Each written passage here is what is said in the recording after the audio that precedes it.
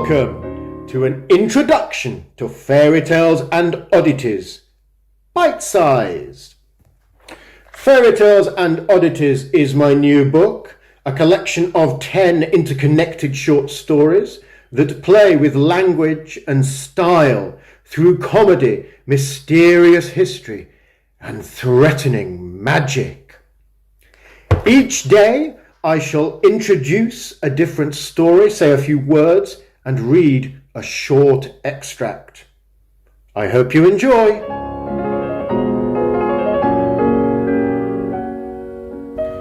So let's kick off with One Angry Man, a dystopian tale about a fellow who has been genetically predetermined to be a threat to children and has as such been imprisoned by the government in a perspex box.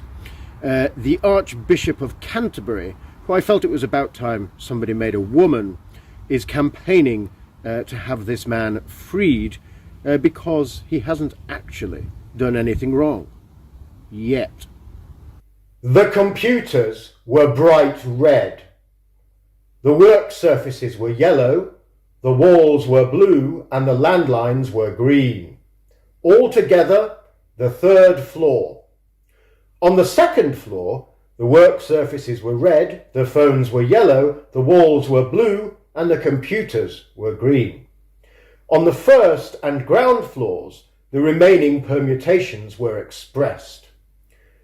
This arrangement greatly irritated the people who had to work in the building, those people who flitted up and down from colour to colour. They interpreted the scheme as an insult to their ability to remember which floor they were on. In truth, the building was deliberately tailored so as to advertise the totality of its constituent schema. Software, hardware, communications, furniture, and exterior fabric were the product of one complete contract. The apparent inconvenience of the colour scheme only served to advertise the singularity of the organic control that could be imposed on a single office building, a vertical slice of working space. Abigail knew this because she was stuck on the ground floor reading the brochure in the lift. She had time to read most of it while her clearance was being processed. Cal was deliberately slowing her down.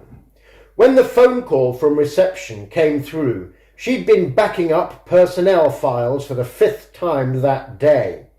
The loud shring delivered her from her reverie of mindless routine. She waited for the 3rd shring to sound out before plucking the receiver. Answer too quickly and it shows you're not doing anything. Answer too slowly and you're too far from your desk.